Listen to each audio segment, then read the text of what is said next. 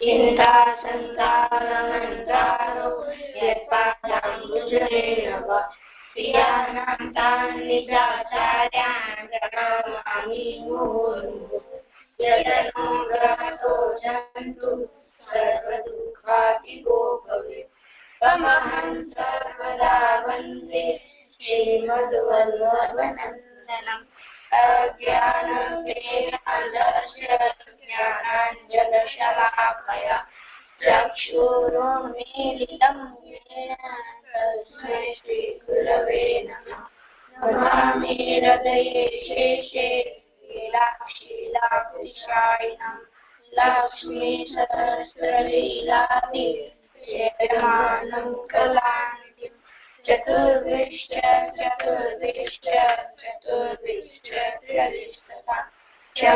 विराजते योऽसौ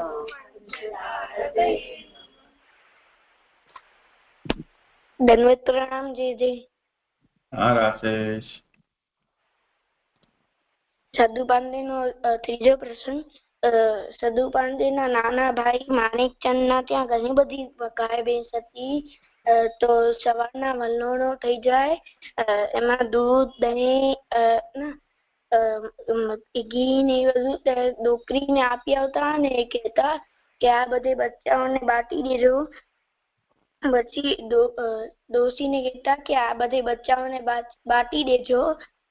ત્યારે એ બધે બચ્ચાઓને બાટી દેતી અને એક દિવસ શ્રી ગોરધનનાથજી 7 વર્ષના બચ્ચાઓના રૂપ લઈને આવ્યા અને ત્યારે ડોશી એ શ્રી ગોરધનનાથજીનો હાથ પકડી અને કહ્યું કે તું કોણ છો, તું ક્યાંથી આવ્યો છો? ત્યારે કહ્યું કે હું આ પર્વતનો દેવતા દેવદમન છું। ત્યારે ડોશીએ કહ્યું કે હું વારી જાઉં। અને આમાંથી એ શીખ મળે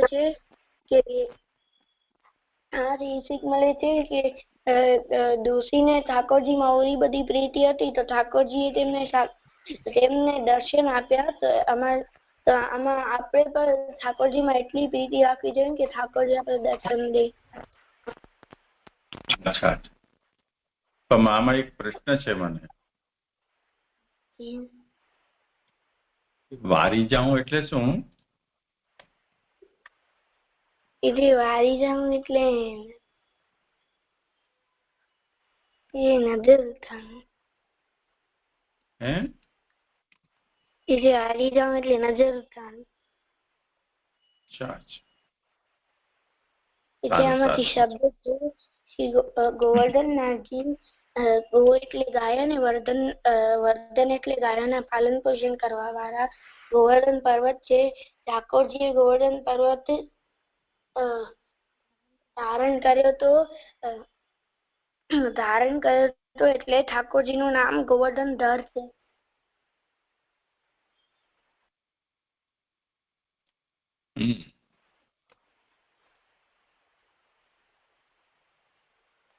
પછી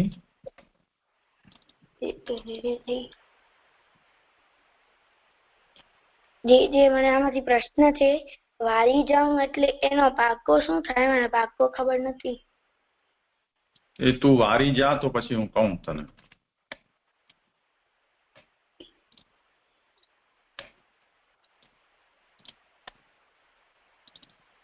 કોઈના ઉપર બહુ પ્રેમ આવે પછી આપણે ત્યાં એને ગુજરાતીમાં એમ કહેવાય કે ઓવારણા લેવું। એટલે બે હાથથી આમ ગોલ હાથ ફેરવીને પોતાના કાન ઉપર મુઠ્ઠી વાળીને કટક કટક એવું બોલાવે। સમજ્યો? એવી રીતે વારી જાવ।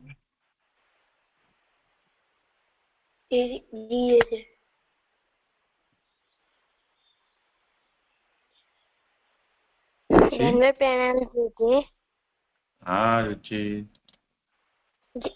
જે પછી કૃષ્ણદાસજીએ શ્રી ગોવર્ધનનાથજીને ગોસાઈજીને દર્શન દેવાની બારી બી બંધ કરી નાખી। એમને ત્યાં ગુસાઈજી પાસે ત્યાં જવા રમવાની ના પાડી દીધી એમ. તો પછી જે રામદાસજી હતા ઈ રાજભોગ પછી ગુસાઈજી પાસે ગયા અને એમને ચરણામૃત દીધો, ઠાકોરજીનો આપ્યો અને એમને પછી એક માલા રામદાસજીને ભેટ કરી દીધી અને એ પછી માલા એ લઈ ગયા ને શ્રી ગોવર્ધનનાથજી પાસે. તો એના અંદર એક પત્ર હતો, એના અંદર એક શ્લોક લખેલો હતો. તો એમાં એ શ્લોક બોલી અને શ્રી ગોવર્ધનનાથજી ના સન્મુખ બોલ્યો ને તો શ્રી ગોવર્ધનનાથજી બીરાના જે પાન હોય એમાં લખી અને એનો ઉત્તર આપી અને શ્રી ગુસાઈજીને દેવાનો મોકલે. તો એ ઉત્તર શ્રી ગોસાઈજી વાંચી લઈએ, પછી પાણીમાં બોરી અને પી જાય જે લખ્યું હતું. પછી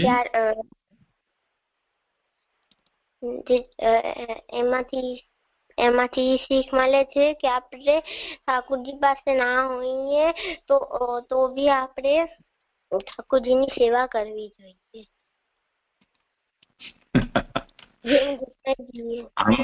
ક્યાં સેવા કરીએ? જે એમને માલા બનાવી રાખી હતી ઠાકોરજીને. બહુ સાચી વાત કીધી. હું એ વારી જાઉં તમારા ઉપર. રાશેષ તમારા ઉપર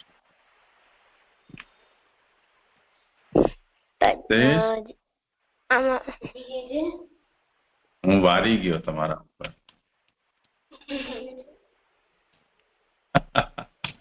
સારું, ચાલો.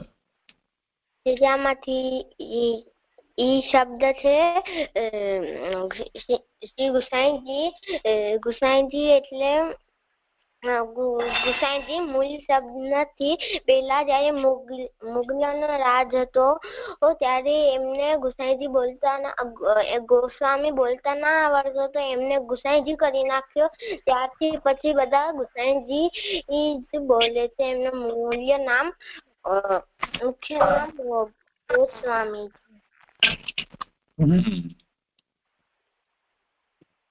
ગોસ્વામી નો મતલબ શું થાય? એ તો બધું ભક્તિ બંસી બધા બતાવશે. જો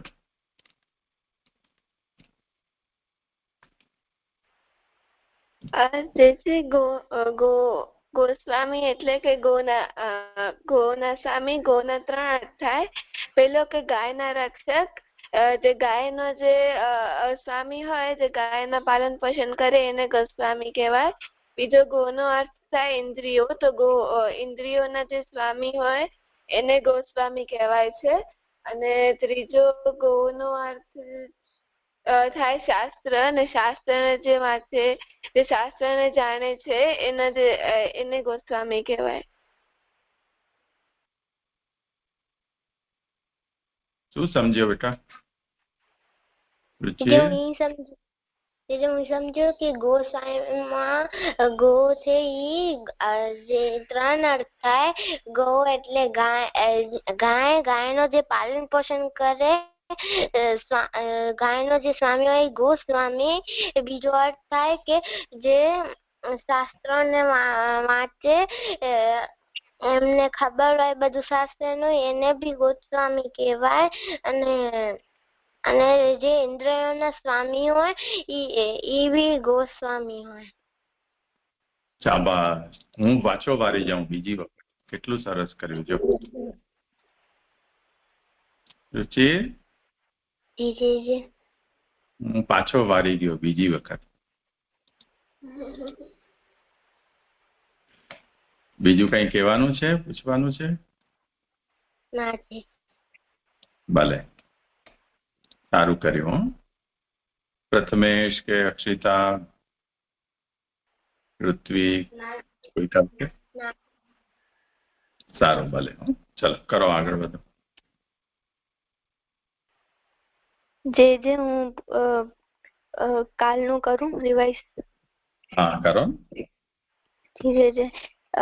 જેટલા પણ શાસ્ત્રીય કર્મો છે કે જેટલા પણ શાસ્ત્રીય વ્રત નિયમ કર્મ છે તે જ્યોતિષ શાસ્ત્ર એ બધાનો કાળ નક્કી કરે છે. શાસ્ત્રને જે વસ્તુને શુદ્ધ સ્વરૂપમાં બતાવવામાં આવી છે તે નક્કી નથી, એનું આચરણ થઈ શકતો નથી. એટલે જુદા જુદા પ્રકારના જે મતભેદો છે અને એને કારણે કર્મ અને ફળોનો નષ્ટ થાય છે એ કારણ છે. બીજું કારણ કે કોઈ વસ્તુ જ શુદ્ધ આવતી નથી, કોઈ શુદ્ધ હોતી નથી, તો એના કારણે પણ જે શાસ્ત્રમાંથી કર્મો ને એના જે રૂલ્સ કીધા છે એ બધા કમ્પ્લીટલી ફોલો નથી થતા. તો આવી બધી વસ્તુના અંદર મિલાવટ થઈ જવાને કારણે પણ આ બધું કર્મો વ્રતો બધે નષ્ટ પામે છે. નાના વાદને કારણે મતાંતરોને કારણે કર્મ વગેરે કે વ્રત વગેરે નષ્ટ થયા છે. આવા સમયમાં શ્રી મહાપ્રભુજી આપણે સમજાવે છે કે આવી પરિસ્થિતિમાં આપણે શ્રી કૃષ્ણનો જ આશ્રય લેવો જોઈએ અને શ્રી કૃષ્ણ જ આપણો ઉદ્ધાર કરી શકે છે અને એમનામાં જ એવું સામર્થ્ય છે. તો કર્મ વ્રત વગેરેનો આશ્રય ન લેવો જોઈએ અને શ્રી કૃષ્ણનો આશ્રય રાખવો જોઈએ.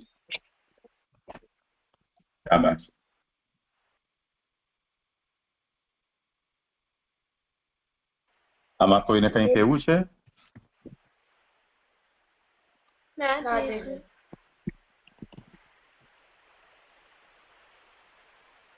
જે આગળનો શ્લોક અજામિલાદોષાણામ નાશકોનું ભવે સ્થિત જ્ઞાપિતા અખિલ મહાત્મ્ય કૃષ્ણ એવ ગતિર્મમ. કર્મ માર્ગના વિચારે પણ કૃષ્ણાશ્રયની ફળ સાધકતાનું નિરૂપણ. અર્થ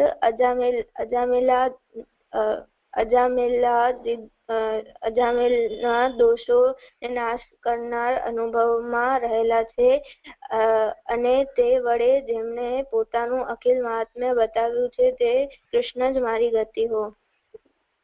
જે મને આમાંથી એવું સમજાણું કે જે અજામિલ હતો એ બહુ દુષ્ટ હતો અને એને ઘણા બધા અપરાધ અને દોષ કર્યા હતા. તો પણ એને એના અંતિમ સમયમાં નારાયણ એમ બોલ્યો તો પછી ભગવાને એના પર કૃપા કરી, નિરપેક્ષ કૃપા કરી અને એનો ઉદ્ધાર કર્યો અને પ્રભુએ પોતાનો મહાત્મ્ય બતાવ્યો. તો આપણે આમાંથી સમજવું જોઈએ કે કલયુગમાં આપણે બધા જે જીવો છીએ આપણે કોઈને કોઈ દોષથી ભરેલા છીએ, આપણે કોઈને કોઈ અપરાધ કે કરેલા છે, તો પ્રભુ આપણા ઉપર પણ આવી રીતે કૃપા કરી શકે અગર આપણે પ્રભુમાં આશ્રય રાખીએ તો.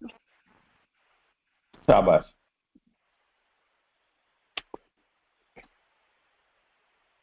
જે મને આમાં એવું એડ કરવું છે કે અજામિલ જેવા પાપીઓનો જેને એવડા દોષ કરે છે એના દોષનો પણ નાશ કરે છે જે ઠાકોરજીએ એનો પણ ઉદ્ધાર કર્યો છે. અને જેઓ ભક્તોના અનુભવમાં રહેલા છે એટલે કે ભક્તની ઈચ્છા અનિચ્છા બધું ઠાકોરજીને ખબર હોય છે. આપણે શું ખપે છે, શું નથી ખપતું, આપણા દુઃખ સુખ બધું ઠાકોરજીને ખબર છે. અને જેમણે પોતાનું સમગ્ર મહાત્મ્ય બતાવ્યું છે એટલે કે બધું આપણે મહાત્મ્ય બતાવ્યું છે. ઠાકોરજીએ પોતાનું ઠાકોરજીની લીલાઓ વડે શાસ્ત્રમાં વર્ણન છે એ બધી જગ્યાએથી ઠાકોરજીએ પોતાનું મહાત્મ્ય પણ બતાવ્યું છે. તો ઠાકોરજી બતાવે છે કે એમનું મહાત્મ્ય હોય તો આપણે એમનો જ આશ્રય કરવો જોઈએ કે એમના સિવાય કોઈ બીજામાં એટલે સામર્થ્ય નથી કે તે આપણો ઉદ્ધાર કરી શકે. એટલે આપણે શ્રી ઠાકોરજીનો જ આશ્રય કરવો જોઈએ. મને એવું સમજાય. શાબાશ. મને આમાં એવું કેવું છે કે એમ કહે છે કર્મ માર્ગના વિચારે પણ આ શાસ્ત્ર કર્મ માર્ગના વિચારે પણ કઈ કામ નથી આવતું. આ પ્રકાર ઠાકોરજીનો જ આશ્રય કરવું જોઈએ.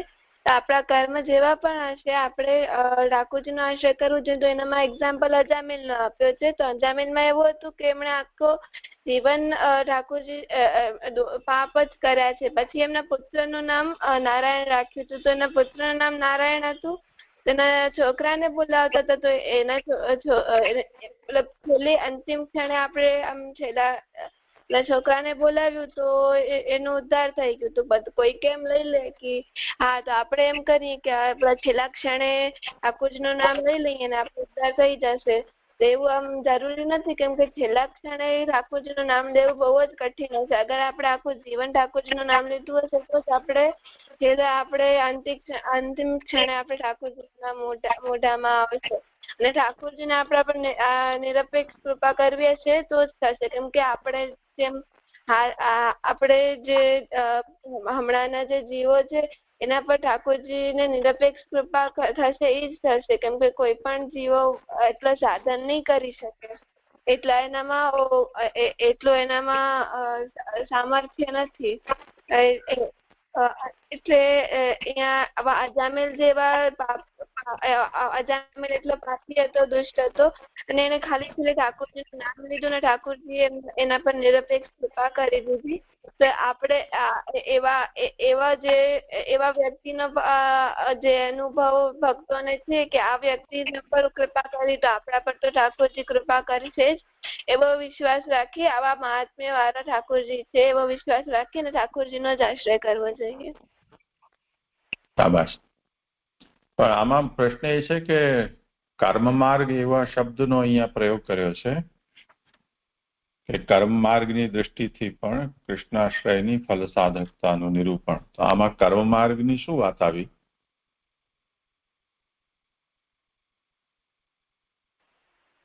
જે મને એવું લાગે છે કે અજામિલે તો આટલા દુષ્ટ કર્મો કર્યા હતા, તો પણ એના આટલા ખરાબ કર્મો જોઈને એને છેલ્લી ક્ષણે એને ઠાકોરજીનું નામ લેવાના ઇન્ટેન્શન છે એનું નામ નથી લીધું. એને તો પોતાના દીકરાને પુકારવા માટે, પોતાના પુત્રને પુકારવાના ઇન્ટેન્શને એનું નામ લીધું. પણ પછી ઠાકોરજીએ એ પોતા પર લીધું કે મને એ બોલાવે છે. તો ઠાકોરજી એને તો આખું જીવન કઈ કર્યું જ હતું ઠાકોરજીની ઉપાસના કે એને તો આખું જીવન બહુ દુષ્ટ કર્મો કર્યા હતા. એવા દુષ્ટ કર્મો સાથે પણ ઠાકોરજી એનો ઉદ્ધાર કર્યો, એટલે એમાં કર્મ માર્ગ નો યુઝ થયો હોય એવું લાગે છે. અચ્છા, और कोई?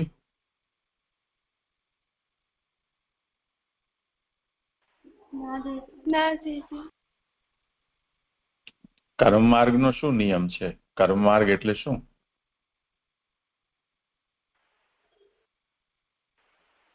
એ છે કે આપણે કર્મો કરવાના કે જે શાસ્ત્ર નિયમિત કર્મો હોય કે લૌકિકમાં જે કહેવામાં જે મને એવું લાગે છે કે કર્મ માર્ગ એટલે કે આપણે જેટલા કર્મ કરીએ આપણે એનો એટલો જ ફળ મળે. જેમ કે પણ આમાં અજામિલના જે છે સ્ટોરી એનામાં આપણે આમાં જોવા નથી મળતું કે એને તો કઈ કર્મ કર્યા નથી તોય પણ એને ઠાકોરજી એટલી કૃપા કરી.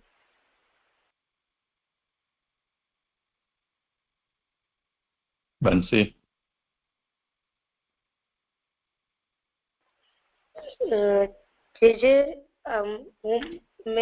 મને એવું જ લાગે છે કે કર્મ માર્ગમાં અજામિલે તો આટલા દુષ્ટ કર્મો કર્યા, એમ કે ત્યારમાં તો એ બહુ ખરાબમાં ખરાબ માણસ લેખાતો હતો.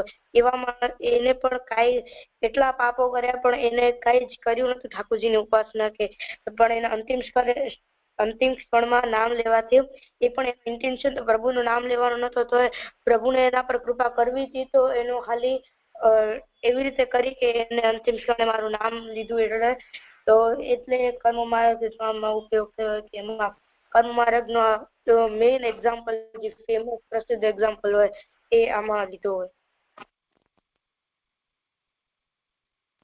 સારી વાત છે, બધાએ બરોબર જ કહ્યું છે. ખાલી સમજવાનું એટલું છે કે જો ભગવાને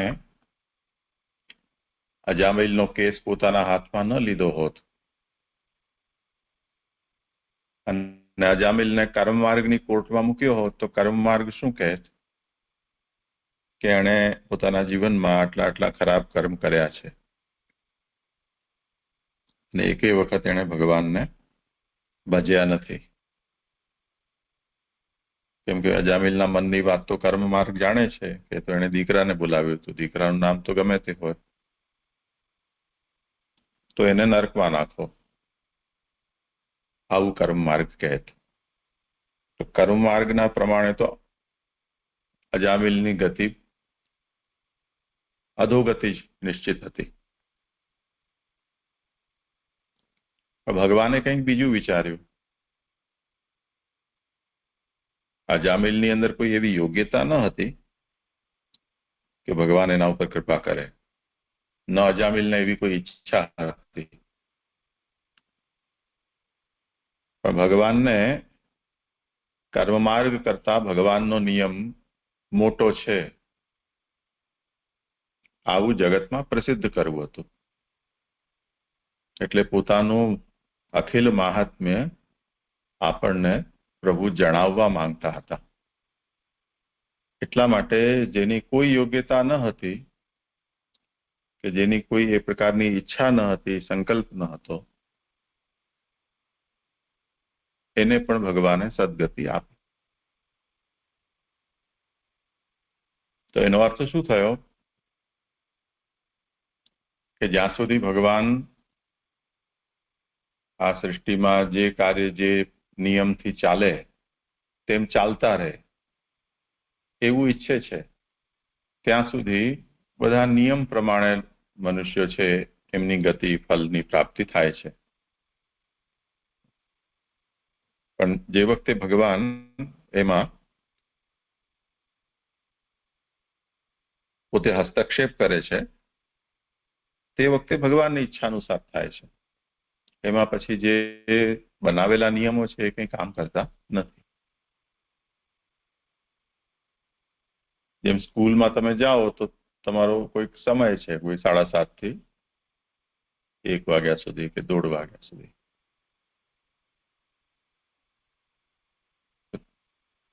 કોઈ વખતે સ્કૂલ મેનેજમેન્ટની ઈચ્છા થાય કે નહીં આજે એમને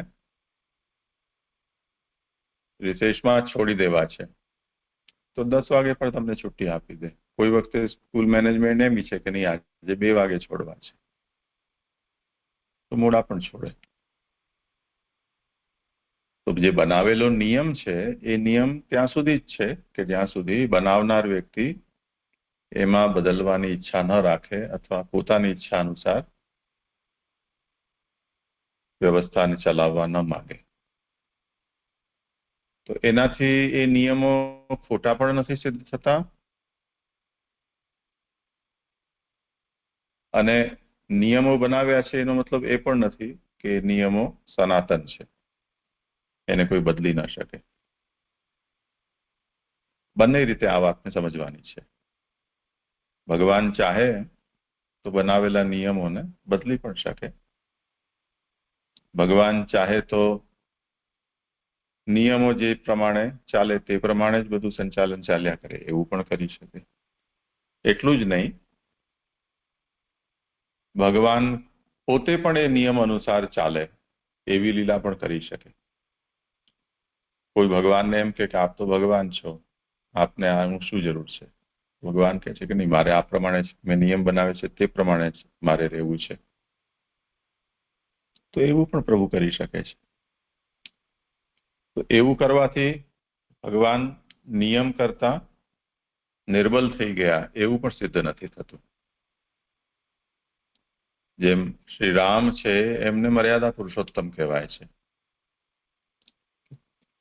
કે પૂરા અવતાર સમયમાં શ્રી રામે બધી મર્યાદાઓને પાળી.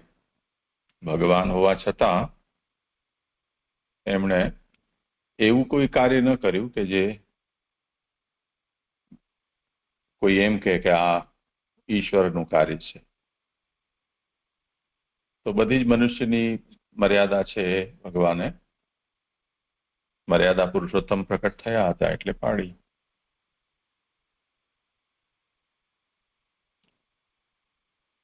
તો શ્રી રામના ચરિત્રથી કોઈ એમ કહે કે તેથી નિયમો મહાન છે, કર્મના નિયમો મહાન છે, ભગવાનને પણ પાડવા પડે છે, ભગવાન પણ મજબૂર છે, એવી કોઈ મજબૂરી નથી.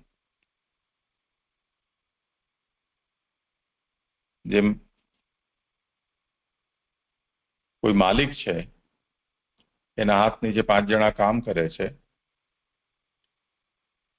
એને પોતાની દુકાન કે ઓફિસ જે પણ હોય એના સમય નિશ્ચિત કર્યા છે, એના નિયમો નિશ્ચિત કર્યા છે.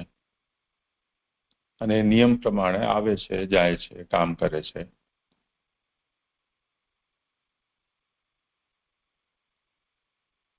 એવું કરે છે એને કારણે એના નીચે કામ કરનારા જે છે નોકરો હોય એમ ન કહી શકે ને કે આ તો નોકર છે, અમારા જેવો છે. કેમ કે 4 દિવસ પછી માલિક એમ પણ કહી શકે કે મેં આ નિયમ પ્રમાણે તમારે કામ કરવાનું છે, કાલથી હું નથી આવવાનો, અથવા કાલે હું સવારે નહીં આવું, બપોરે આવીશ. તો એ જે કંઈ પણ પોતે સ્વતંત્ર રીતે જે નિર્ણય કરવો હોય એ કરી શકે છે. એમાં એને એ નિયમો બંધનકારી નથી. એમ ભગવાન નિયમ બનાવે છે, પણ એ નિયમો ભગવાન ઉપર બંધનકારી નથી થતા, આપણા ઉપર બંધનકારી છે.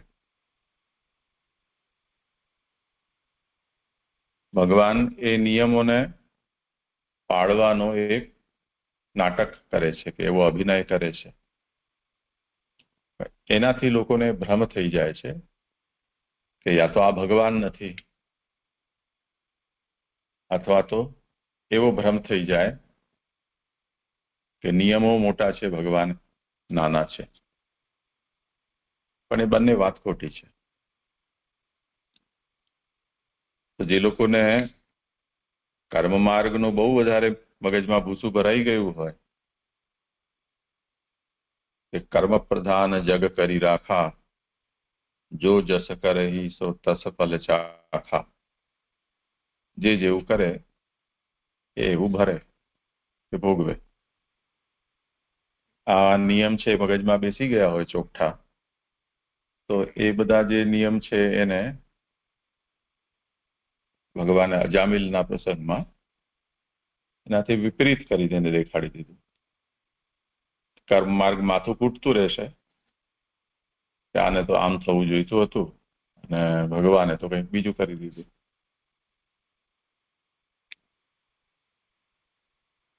તો અજામિલના પ્રસંગમાં ભાગવતમાં જેનું વર્ણન આવે છે એમાં એ જ સૌથી મોટી સમસ્યા છે કે એના કર્મોને જોઈને એને યમદૂતો ગયા અજામિલના જીવને લેવા માટે, તો ત્યાં વિષ્ણુદૂતો આવી ગયા અને વિષ્ણુદૂતોએ યમદૂતોને ધમકાવ્યા કે આ તો વિષ્ણુ લોકમાં જશે. યમદૂતોએ એમ કીધું કે આવા કર્મો તમે જાણતા નથી, આવા દુષ્ટ કર્મ કરનારા છે, વિષ્ણુ લોકમાં કેમ જાય? તો એ લોકો ઝઘડ્યા ત્યાં. એમનો જે સંવાદ થયો એ અજામિલ પડ્યો સાંભળતો હતો એનો જીવ,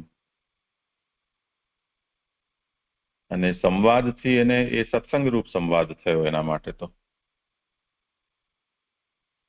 અજામિલા કર્ણ નવદ બિંદુપાનમ પ્રકીર્તિતમ એમ જલભેદ ગ્રંથમાં શ્રી મહાપ્રભુજી કહે છે કે મૃત્યુની અવસ્થામાં અજામિલે વિષ્ણુદૂતોના જે શબ્દો સાંભળ્યા એ જાણે કે અમૃત બિંદુ એના કાનમાં પડ્યા હોય એવા એને સંભળાયા. એટલે એનું જીવન પરિવર્તન થઈ ગયું, દુષ્ટમાંથી એ સંત બની ગયો.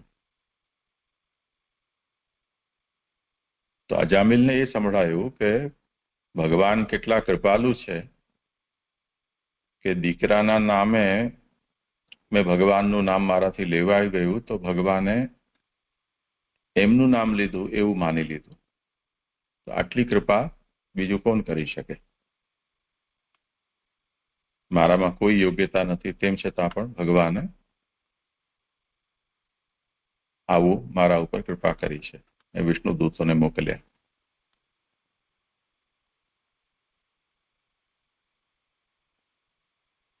યમદૂતો તો ત્યાંથી ભાગી ગયા, પણ વાત ત્યાં પૂરી ન થઈ.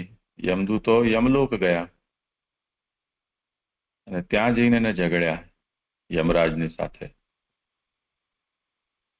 કે પહેલા અમને એ ખુલાસો કરો કે આ જે સૃષ્ટિ છે એનું સંચાલન કેટલા લોકો કરે છે?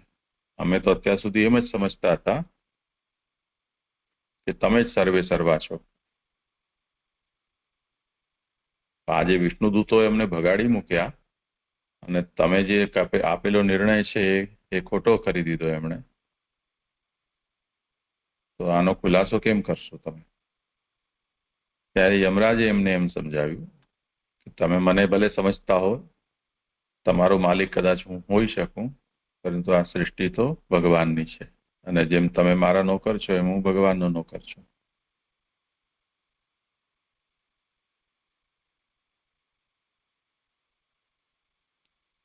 તો આ રીતે ભગવાન છે એ કોઈ પણ નિયમ બનાવી શકે, બનાવેલા નિયમને તોડી શકે,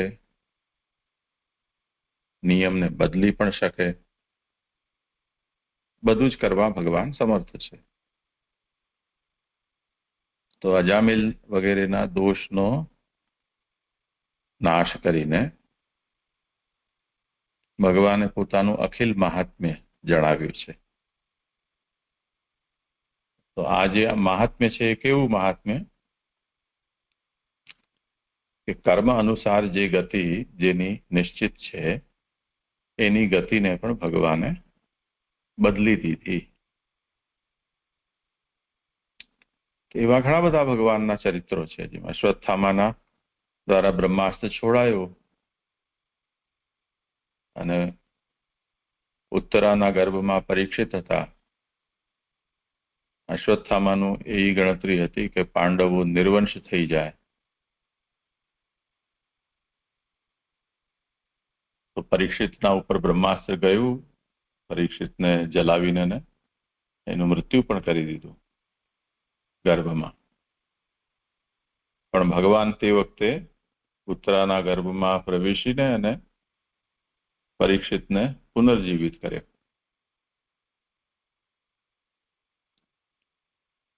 તો આ જે ભગવાનની કૃપા છે એ ફરી પાછા મૃત્યુના નિયમને ભગવાને બદલી દીધો. મરેલો વ્યક્તિ ક્યારે પાછો ન આવી શકે, પણ ભગવાને નિયમ બદલી દીધો. એવું જ દ્વારકામાં બ્રાહ્મણના પુત્ર વારંવાર મરી જતા હતા, એ પ્રસંગમાં પણ ભગવાને એમના પુત્રોને ફરીથી જીવિત કરીને આપ્યા. સાંદીપની ઋષિ છે, એમનો પુત્ર દરિયામાં ડૂબી ગયો હતો, એને પણ ભગવાને પુનર્જીવિત કરીને આપ્યો. કેટલાક એવા નિયમો છે કે જે નિયમો અટલ કહેવાય છે, અપરિવર્તનીય કહેવાય,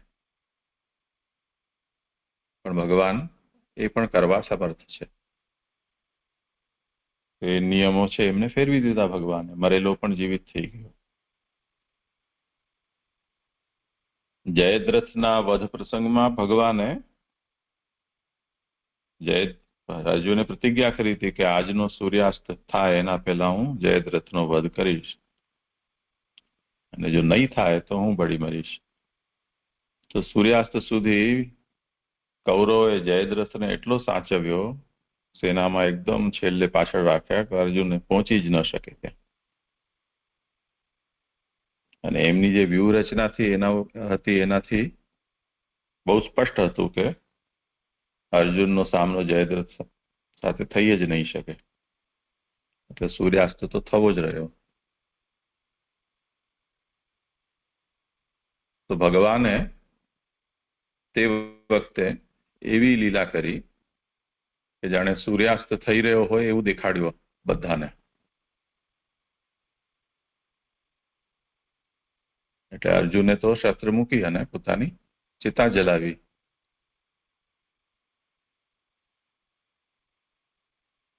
તે જ ક્ષણે ભગવાને ફરીથી જેવો સૂર્ય હતો તેવો દેખાડ્યો અને અર્જુનને કહ્યું કે જો તારી મૃત્યુની તૈયારી જયદ્રથ જોઈ રહ્યો છે, ઓલા જો પાછળ દૂર દૂર હાથીના પાછળ સંતાઈને ઉભો છે, ડોકી ઉતાણે છે. તો હજી સૂર્યાસ્ત થયો નથી, તું કરી દે એનો વધ. તો અર્જુને એનો વધ કરી દીધો. તો જે પ્રકૃતિનો નિયમ છે એને પણ ભગવાને બદલી દીધો. એ તો સૂર્ય છે એને કોઈ રોકી થોડો શકે, કે પૃથ્વીની ગતિને કોઈ રોકી થોડો શકે. તો આ બધા ભગવાનના સામર્થ્ય છે કે મહાત્મ્ય છે જે ભગવાને તે સમયે જણાવ્યા છે. તો જ્ઞાપિત અખિલ મહાત્મ્ય, ભગવાને પોતાનું અખિલ મહાત્મ્ય જણાવ્યું છે. કેવી રીતે અજામિલ વગેરેના દોષનો નાશ કર્યો છે એ આપણે બધા જાણીએ છીએ. તો આ ભગવાનની કર્મમાર્ગ ઉપર પણ ભગવાનની સુપ્રીમસી છે,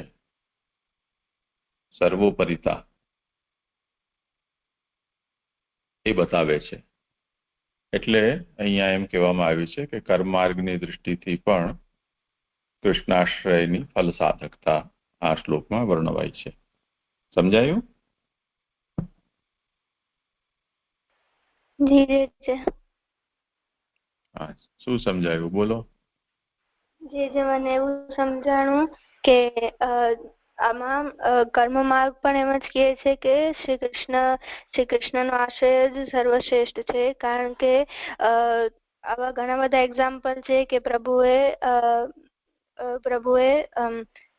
જે પ્રભુ કરતું અકર્તું અન્યથા કરતું છે, તો પ્રભુ કાંઈ પણ કરી શકે છે. તો ઘણા બધામાં એક્ઝામ્પલ છે અજામિલનું, ને મહાભારતમાં પણ એવા ઘણા બધા એક્ઝામ્પલ છે. તો આપણે બધી રીતે જોઈએ, હરેક પોઈન્ટ ઓફ વ્યૂ થી જોઈએ તો પ્રભુનો આશ્રય જ સર્વશ્રેષ્ઠ છે.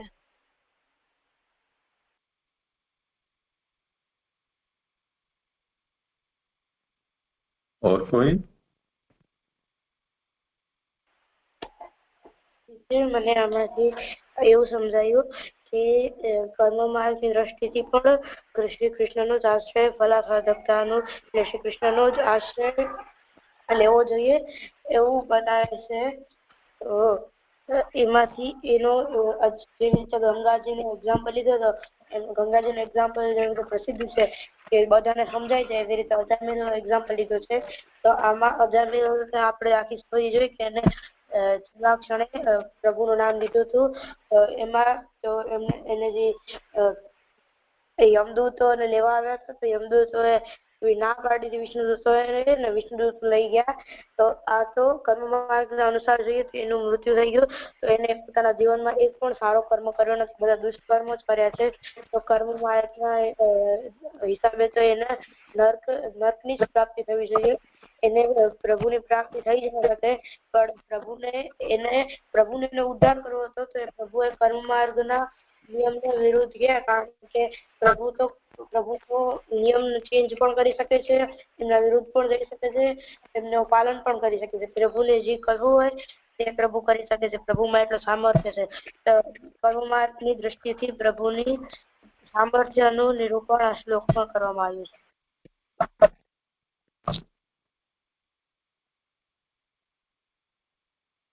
હા, ભક્તિ.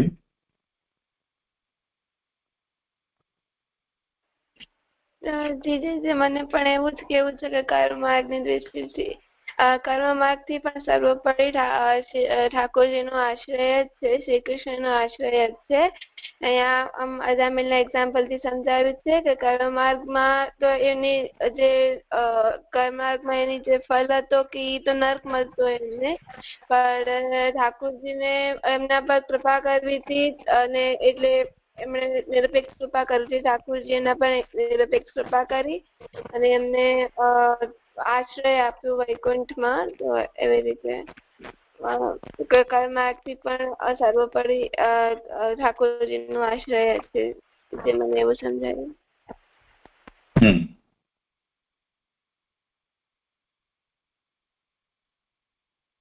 ખુશી છે? જી દંડવત પ્રણામ જય. હા ખુશી બોલ.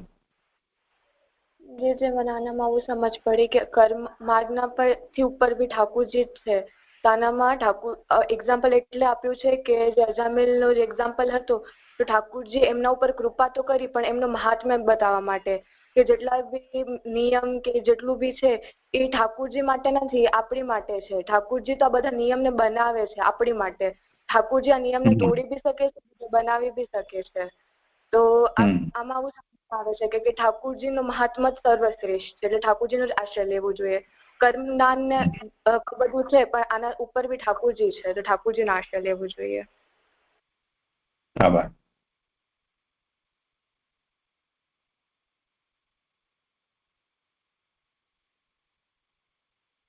ઓર કોઈને કંઈ કહેવું છે, પૂછવું છે?